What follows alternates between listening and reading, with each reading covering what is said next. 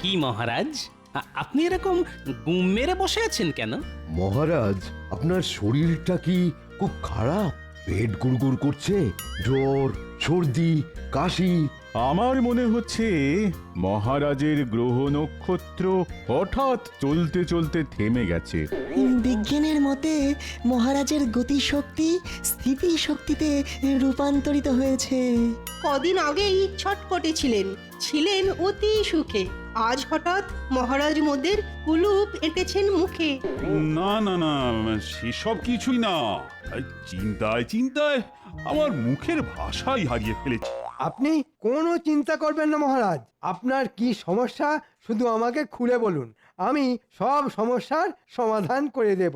আরে সমস্যা কি শুধু আমার নাকি? এই সমস্যা তোমাদের সকলের সমস্যা। হ্যাঁ? আমাদের সকলের কি সমস্যা? শোনো, কদিন বাদই দুর্গাপুজো, এদিকে রাজকোষের অবস্থাও টলমল। তাই এবারে রাজবাড়ির পুজোটা বুঝলে ওই নম নম করেই করতে হবে। না না, শুধু নমনম কেন, আমি বিশুদ্ধ আচার মেনে সমস্ত মন্ত্র উচ্চারণ করে সুন্দরভাবে পুজো করব। পণ্ডিত, তুমি পণ্ডিত হলেও তোমার উপস্থিত বুদ্ধি কিন্তু হাঁটুর নিচে। মহারাজের কথা নম নম মানে স্বল্প ব্যয়ে পুজোটা সামলাতে হবে, কি তাই তো? হ্যাঁ একদম। গোপাল, তুমি আমার মনের কথা বলেছ। কিন্তু মহারাজ, গোপালের কথা শুনে আপনার মন ভরলে কি হবে? রাজকোষ তো আর ভরল না। হ্যাঁ মহারাজ, এবার অল্প টাকার মধ্যে রাজবাড়ির দুর্গাপুজো সামলাতে হবে। তখন থেকে সেটাই তো ভেবে কুল কিনারা পাচ্ছি না। মহারাজ, মহারাজ, আমার মনে হয় এই পুজোর কেনাকাটার দায়িত্ব গোপালের ওপর ছেড়ে দেওয়া উচিত। কেন কেন? গোপাল কেন? কারণ গোপালের মতন কিপ্টে এ রাজ্যে আর একটাও নেই। হ্যাঁ, এটা তো রাজবৈদ্য একদম ঠিক কথা বলেছে। হ্যাঁ তাই তো, গোপালের মতো কিপ্টে তো এ রাজ্যে আরেকটা নেই। তাই এবারে দুর্গাপুজোর সমস্ত দায়িত্ব তোমার ওপরই ছেড়ে দিলাম গোপাল। যথা আজ্ঞা মহারাজ, আমি মাথা পেতে দায়িত্ব নিলাম মহারাজ।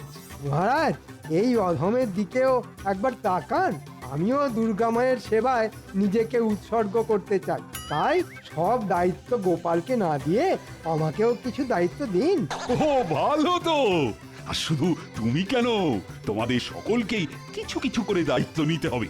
গোপাল কেনাকাটা করবে, আর সব কার্যকলাপ নিয়ন্ত্রণ করবে তোমরা। পুজো জোগাড় করবে, ভোগের রান্না সাহায্য করবে, রাজবাড়ি সাজাতে সাহায্য করবে। ধুর ধুর, ভাবলাম এই সুযোগে কিছু টাকা পয়সা হাতানো যাবে, মহারাজ সবটাই মাটি করে দিলেন। ধুর ধুর। তাহলে গোপাল, তুমি আজ থেকে কাজে লেগে পড়ো। পুজো তো আর বেশি দিন বাকি নেই। যথা আজ্ঞা মহারাজ। এই তো যোদামণি, তোরা চলে এসেছিস। আপনার কথার খেলাপ করার মতন সাহস এখনো আমাদের হয়নি মন্ত্রী মশাই। যাই হোক, তোদের কিছু কাজ করতে হবে। কি কাজ মন্ত্রী মশাই? সবকিছুতেই রাজি, যদি পাই পয়সা করি আজই। ওরে ধৈর্য ধর, সময় মতো সব পাবি। আগে কি করতে হবে সেটা শোন। বলুন মন্ত্রী মশাই। তোদেরকে গোপালের পিছনে ছায়ার মতো পড়ে থাকতে হবে। মহারাজ গোপালকে পুজোর সব দায় দায়িত্ব দিয়েছেন। গোপাল কখন কি কাজ করছে সেই সব জেনে আমাকে জানাতে হবে। ব্যাস এইটুকু কাজ? হ্যাঁ, এইটুকু। যা, এক্ষুনি কাজে লেগে পড়। আর আমাদের দিনা পাওনা? আগে কাজ, পরে দক্ষিণা। যা তো।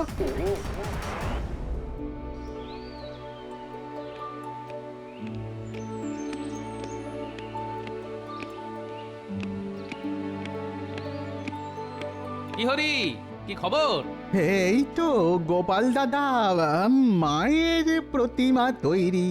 কালকে শুধু প্রতিমা রং করবো আর কি। শোনো, এই টাকা কটা রাখো, যা প্রয়োজন হবে তুমি শুধু আমাকে বল। এবারে মহারাজ আমাকে দুর্গাপুজো পরিচালনা করার সমস্ত দায়িত্ব দিয়েছেন। আচ্ছা গোপাল দাদা। আমি আবার কালকে সকালে আসব। এখন যাই, একটু মহারাজের সাথে কথা বলতে হবে।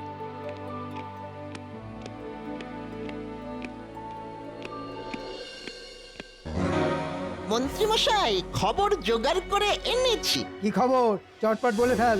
গোপালকে একটু আগেই দেখলাম রাজবাড়ির দালানে হরি কুমোরের সাথে কথা বলতে। আর তারপর ওই অন্দরমহলে মহারাজের সাথে দেখা করতে চলে গেল। হরির সাথে কি কথা বলছিল সেটা বল। হরিকে গোপাল টাকা দিল। হরি বলল প্রতিমা গড়ার কাজ শেষ, কাল থেকে শুরু হবে প্রতিমা রং করার পালা। আচ্ছা ঠিক আছে, তোরা যা, এবার যা করার আমি করব। আমাদের বকশিসটা?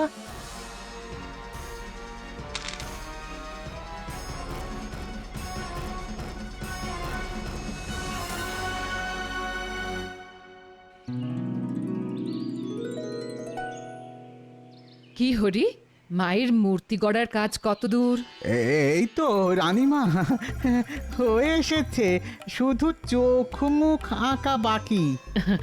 আচ্ছা ঠিক আছে ঠিক আছে, সকালে কিছু খেয়েছো?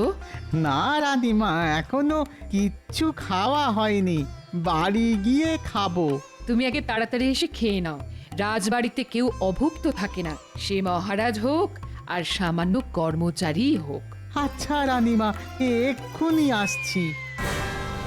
এই তো সুযোগ, এবার গোপালকে ঠিক চাপে ফেলা যাবে।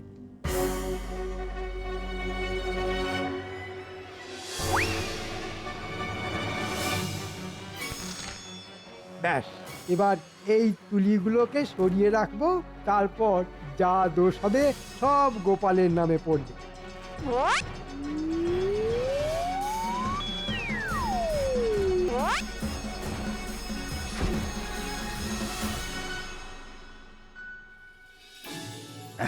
রাজবাড়ির দুর্গাপুজোর কাজ বেশ জোর কদমে শুরু হয়ে গেছে। আমি গোপালের তৎপরতা দেখে বেশ খুশি হয়েছি। সে তো বুঝলাম মহারাজ, এবার আমাদের খুশি করার বন্দোবস্তটাও করুন।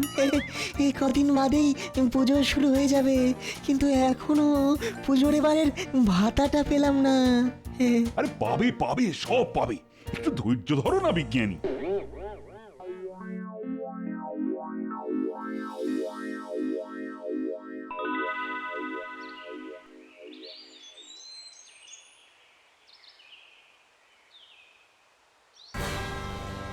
এই মরেছে, সব কিছুই তো আছে, হঠাৎ করে প্রতিমা রং করার তুলিগুলো গেল কোথায়?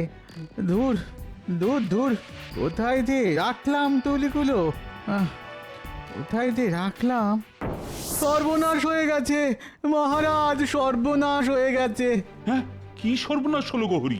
আর বলবেন না মহারাজ, আমার দুর্গা প্রতিমা গড়ার কাজ মোটামুটি সমাপ্ত, শুধুই চোখ মুখ আঁকা বাকি। এখন দেখছি আমার রং করার কোনো তুলি নেই। আচ্ছা হরি, তুমি তোমার বাড়ি থেকে আসার সময় তুলি এনেছিলে তো? হ্যাঁ গোপাল দাদা, এনেছিলাম। তাহলে তুলি রাজবাড়ির দালান থেকে গেল কোথায়? আমি চারিদিক তন্ন তন্ন করে খুঁজলাম, কিন্তু কোথাও পেলাম না। হ্যাঁ, এ তো ভারী মুশকিল হলো। তুলি না পাওয়া গেলে প্রতিমা গড়ার কাজ সম্পূর্ণ হবে কিভাবে? হয়েছে ওই গোপালের জন্য মহারাজ। ওকে দায়িত্ব দিলে এরকম তুলির মতো আরো কত কিছু দিনে দুপুরে উদাও হয়ে যাবে, দেখতেই পাবেন। একদম বাজে কথা বলবেন না মন্ত্রী মশাই, আমি অপয়া হলে আপনি একটা শুটকো। কি বললে? এই, তোমরা থামবে? আচ্ছা হরি, তুমি একটু অপেক্ষা করো, আমি রাজসভাসদের পুজোর বকশিস দেওয়ার কাজ শেষ করেই তোমার সাথে এই নিয়ে আলোচনা করছি। তোমরা সবাই সারিবদ্ধভাবে সামনে এসে দাঁড়াও আর একে একে পুজোর বকশিস নিয়ে যাও। প্রথমে আসবে রাজবৈদ্য।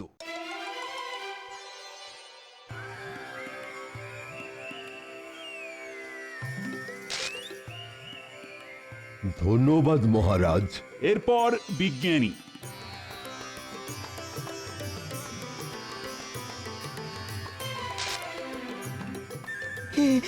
অসংখ্য ধন্যবাদ মহারাজ, ধন্যবাদ। এবার আসবে গোপাল।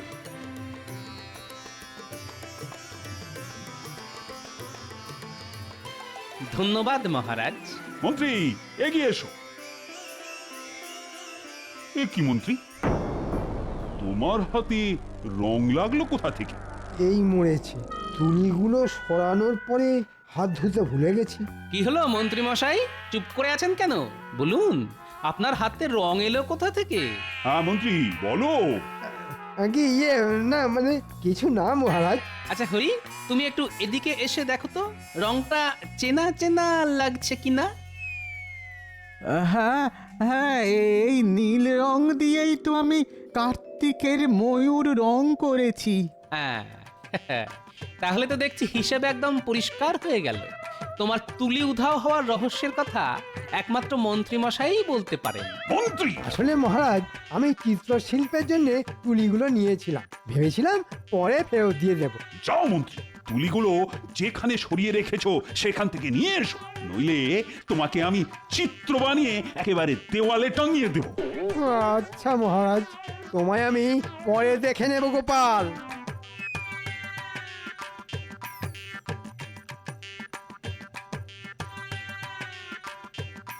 দেখলেন মহারাজ, মন্ত্রীমশাই হিংসায় আমার উপর দোষারোপ করতে চেয়েছিলেন, কিন্তু সেসব ভেস্তে যাওয়ায় মন্ত্রীমশাই রাগে একেবারে গজগজ করছেন। ছাড়ো গোপাল, মন্ত্রীর কথা ভুলে যাও, আর সাবধানে বুঝে শুনে সব কাজ করো। ও দাদু, দাদু তোমার হাতে ওগুলো কি গো দাদু? দাদু, ও দাদু, আমাদের জন্য কি এনেছো? ও দাদু, এবার পুজোয় আমাদেরকে কিছু কিনে দেবে না? ও দাদু। আরে আরে দাঁড়া দাঁড়া, সবার জন্য সব কিনেছি। এই নে, এটা পুঁটির পুজোর জামা, এটা ন্যাপলার, এটা গুলটের, আর এটা ট্যাপার, আর এটা পুঁচকের। তুমি খুব ভালো দাদু। খুব ভালো। এবার আমরা পুজোয় দারুণ মজা করব। শোন, তোদের একটা কাজ করতে হবে। ঠিক আছে দাদু। আমাদের মন্ত্রী মশাইয়ের পিছনে ছায়ার মতো পড়ে থাকতে হবে। ছায়ার মতো? হ্যাঁ, লুকিয়ে লুকিয়ে মন্ত্রী মশাই কখন কি ছলাকলা করছেন সব জানতে হবে। কেন দাদু? তোরা তো জানিস, মন্ত্রী মশাই আমার উপর চিরকাল শুধু হিংসা করে এসেছে। এবারে মহারাজ আমাদের রাজবাড়ির দুর্গাপুজোর সমস্ত দায়িত্ব আমাকে দিয়েছেন, তাই ওনার হিংসা দ্বিগুণ হয়ে গেছে। তাই উনি চেষ্টা করছেন কলকাঠি নেড়ে আমাকে বিপদে ফেলার। আমরা থাকতে তোমার কোনো বিপদ হতে দেব না দাদু, তুমি নিশ্চিন্তে থাকতে পারো। সেই ভরসাতেই তো আছি রে। ঠিক আছে, এখন আমি চললাম। তোদের দিদা আবার আমার জন্য হয়তো ভাত পেড়ে বসে আছে। আসি রে।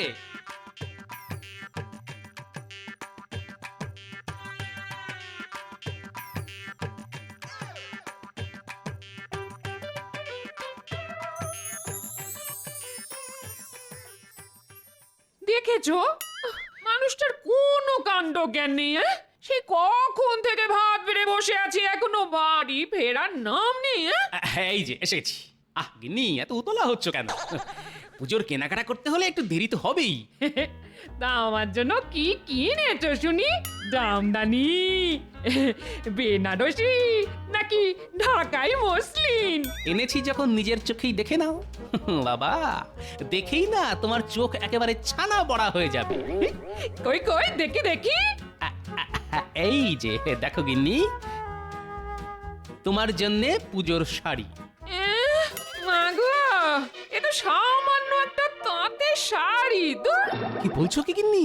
তাঁতের শাড়ি সামান্য? তাঁতিরা কতদিন ধরে তাঁত বুনে এই শাড়ি তৈরি করে জানো? ভাবলাম জামদানি, বালুচরি কি ঢাকাই মসলিন কিছু একটা আনবে আমার জন্য। শুধু শুধু তোমার কথা ভাবলেই বুঝি চলবে? ওই নাতি নাতনিদের কথা তো ভাবতে হবে নাকি? সবকিছু বুঝে শুনে চলতে হবে তো। ঠিক আছে ঠিক আছে ঠিক আছে, এখন খেয়ে নাও। আমি পুজোতে তাঁতের শাড়ি পরেই ঘুরবো, রাজবাড়ির বউ হওয়ার ভাগ্য করে তো আর আসিনি। দাদু, দাদু বাড়ি আছো? ও দাদু, দাদু, ও গোপাল দাদু বাড়ি আছো? কি হয়েছে রে ন্যাপলা গুলটে? দাদু, তুমি তো আমাদেরকে দায়িত্ব দিয়েছিলে মন্ত্রী মশাইয়ের পেছনে ছায়ার মতো পড়ে থাকতে। জানো দাদু কি হয়েছে? আরে কি হয়েছে সেটা না বললে জানবো কি করে? মন্ত্রী মশাই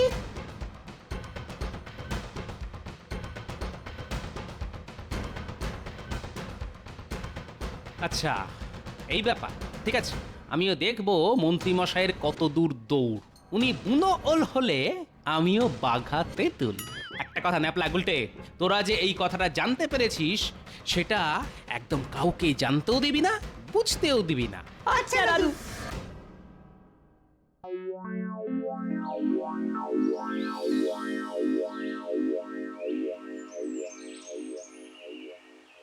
কি গো, বাড়িতে বসে আছো কেন? রাজবাড়িতে যাবে না? সপ্তমীর পুজো শুরু হয়ে যাবে তো। রাজবাড়িতে গিয়ে আজ আর কোনো লাভ হবে না। সকাল সকাল পুজোর দিনে কি সব আজে বাজে কথা বলছো বলো তো? চলো আমার সাথে এক্ষুনি রাজবাড়িতে চলো বলছি।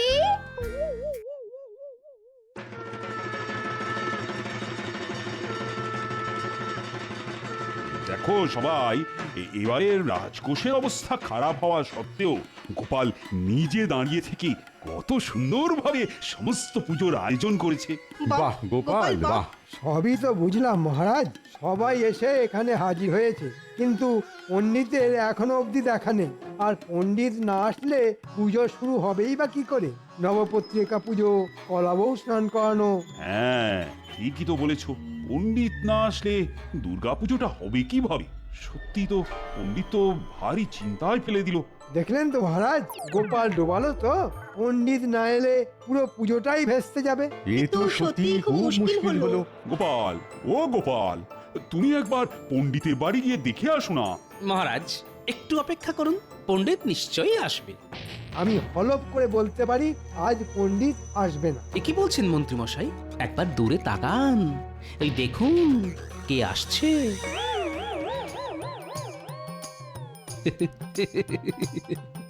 পণ্ডিত এখানে কি করে? পণ্ডিত রাজবাড়ির পূজারী, তা এখানে আসবে না তো কোথায় যাবে? না আমি তো কি বলছো মন্ত্রী? না, কিছু না কিছু না, এমনি এমনি। কি মন্ত্রী মশাই, অবাক হয়ে গেলেন? আপনার পরিকল্পনা ভেস্তে গেল তো? কিসের পরিকল্পনা? কিসের ভেস্তে যাওয়া? তাহলে শুনুন, আমি ঘটনাটা বলি। আমাকে মহারাজ দুর্গাপুজোর দায়িত্ব দিয়েছেন বলে মন্ত্রী মশাই প্রথম থেকেই আমার উপর হিংসাতে জ্বলে পুড়ে মরছেন। তাই তিনি প্রথমে কুমোরের তুলি সরান, যাতে কুমোর প্রতিমা গড়ার কাজ না শেষ করতে পারে। তারপর হাতে নাতে মন্ত্রীর প্যাঁচ ধরা পড়ায় তিনি অন্য পরিকল্পনা করেন। 2-3 দিন আগে দুপুরবেলা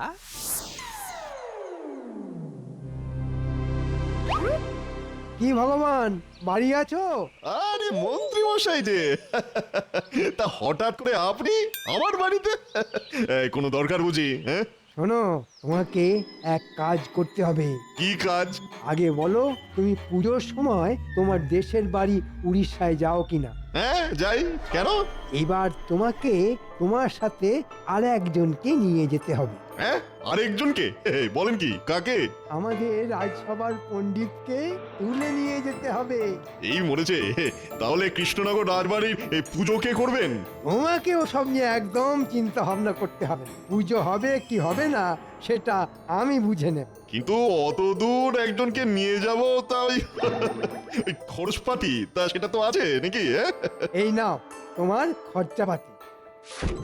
কাজটা যেন ঠিক সময় হয়ে যায়। হ্যাঁ, আপনি একদম চিন্তা করবেন না মন্ত্রী মশাই। আমি ঠিক সপ্তমী পুজোর আগের রাতে রাজ পণ্ডিতকে আমার দেশে উড়িষ্যায় নিয়ে চলে যাব। মনে থাকে জানো। একই সর্বনেশে কাণ্ড রে ন্যাপলা। আমাদের পণ্ডিত মশাই চলে গেলে রাজবাড়ির পুজোটা হবে কি করে? চল চল, এক্ষুনি গোপাল দাদুকে খবরটা জানিয়ে আসি। দাদু, ও দাদু, বাড়ি আছো? দাদু, ও গোপাল দাদু।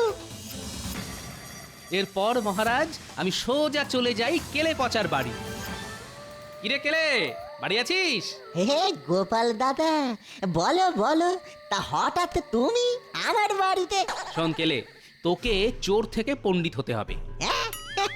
আমি তো চোর, তাও এখন চুরি ছেড়ে দিয়েছি, কিন্তু পেটে এত বিদ্যে নেই যে পণ্ডিতই করতে পারবো। ওরে বোকা, তোকে পণ্ডিত হতে হবে না, শুধু সাজতে হবে। মাথা ন্যাড়া হতে হবে, মাথায় টিকি রাখতে হবে। ন্যাড়া হতে হবে? সে কি? হ্যাঁ, কৃষ্ণনগরের কল্যাণের জন্য তোকে হতে হবে। তারপর তোকে আমাদের রাজপণ্ডিতের বাড়িতে গেরুয়া পরে গায়ে চাদর মুড়ি দিয়ে ষষ্ঠীর রাতে শুয়ে থাকতে হবে। এই মরেছে কেন গো? অত প্রশ্ন করিস না, যা বলছি সেটা করতে হবে, বুঝলি? আচ্ছা গোপাল দাদা,